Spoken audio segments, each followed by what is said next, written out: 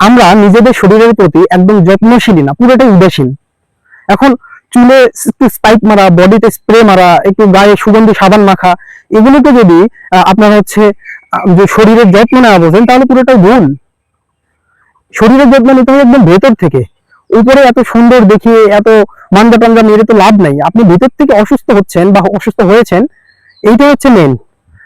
আপনার পরার জামা একটু ময়লা হলে আপনি পরিষ্কার করেন, একটু ভাঁজ হয়ে গেলে আপনি হচ্ছে আয়রন করেন, সুন্দর দেখানোর জন্য, স্মার্ট দেখানোর জন্য। একটু গায়ে যদি দুর্গন্ধ হয়, সুন্দর সুগন্ধি মারেন, যাতে আশেপাশের মানুষজন ভালো গুড ফিল করে, আপনার নিজের হচ্ছে শরীরে যাতে সুঘ্রাণটা যেন তারা পায়। এই জন্য অনেকে আবার এক ধাপে দিয়ে বলে কি যে আল্লাহ যতদিন রিজিক রাখছে আমি খেয়ে যাবো, সমস্যা নেই, রিজিক উঠে যাবে তখন অটোমেটিক খাওয়া বন্ধ হয়ে যাবে। না, তার মানে কি, পৃথিবীর শ্রেষ্ঠ যিনি হচ্ছে বিশ্ব নবী আমাদের, সেই মহানবী সাল্লাল্লাহু আলাইহি ওয়াসাল্লামকে আল্লাহ কি রিজিক দেন নাই? তাহলে তিনি কেন ভরপেট খান নাই? তিনি কি খাবার পান নাই? তার যে সাহাবীরা ছিল তারা তো অনেক সম্পদশালী ছিল, চাইলেই তিনি অনেক অনেক খাইতে পারতেন, খান নাই কেন? আর শরীর আপনি দেখবেন অনেক বেশি খাইলে শরীর ভারী হয়ে যায়, স্বাভাবিক কাজকর্ম করতে পারবেন না, শরীরে অলসতা চলে আসে, সামনে ভুঁড়ি বেড়ে যায়, মন মানসিকতা ঠিক থাকে না। আপনার শরীর ফিট থাকলে আপনার মানসিকতা ঠিক থাকে, যে কোনো কাজকর্মে আপনার অলসতা আসে না, অনেক অ্যাক্টিভ থাকবেন। পরনের জামা, আপনার বাড়ি, আপনার হাতে থাকা স্মার্টফোন, আপনি যেভাবে যত্ন নেন, সেগুলো কি কেন ভাগ্যের উপর ছেড়ে দেন না? তাহলে কি শুধুমাত্র আপনার জীবন আছে বলে আল্লাহর কর্তৃত্ব আপনার উপর আছে, আল্লাহর রিজিক আপনার উপর আছে, ভাগ্য আপনার উপর আছে?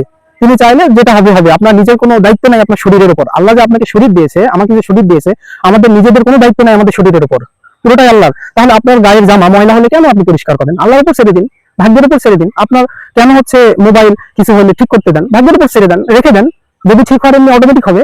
বা ভাগ্যের উপর ছেড়ে দেন, নষ্ট হওয়ার ছিল, হয়ে গেছে, আপনি কেন ঠিক করতে যাবেন? যাওয়ার তো দরকার নেই। আপনি একটা জড় পদার্থের যেভাবে যত্ন নিচ্ছেন, আপনার শরীরের কেন নিচ্ছেন না?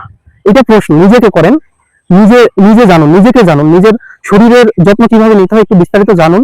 আমি আপনার মোটরসাইকেল দিয়ে উদাহরণটা দিই একটু। আপনার মোটরসাইকেল উপর থেকে শ্যাম্পু ট্যাম্পু মাখিয়ে একদম চকচকে করেন, পরিষ্কার করেন, একদম মানে যদি রং উঠে যায় রং দিয়ে নতুন, একদম নতুনের মতো করে নেন। আর ভেতরে পেট্রোল না তোলে একটু ডিজেল তোলেন, অকটেন তোলেন, মোবিল ভালো মতো তোলেন না, পুরাতন মোবাইল দেন, চালান, দেখেন নতুন মোবাইল না উঠে কেমন চলে আপনার বাইক, উপর থেকে পরিষ্কার করেন। তো আপনার শরীরে তো তার থেকেও বেশি, মানে মোটরসাইকেল তো জড়ো একটা পদার্থ, আপনার শরীর ভাই, এটা এটা চলে গেলে আপনার হাজার টাকা পয়সা থেকে কি হবে? আপনি শরীরে মোটরসাইকেলে যদি পেট্রোলের বদলে ডিজেল অকটেন তোলেন, সেটা কেমন হয়?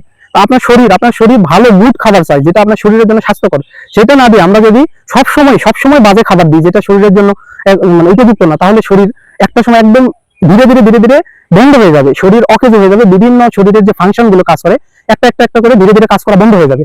সেই সময় আমাদের অসুস্থতা বাড়ে।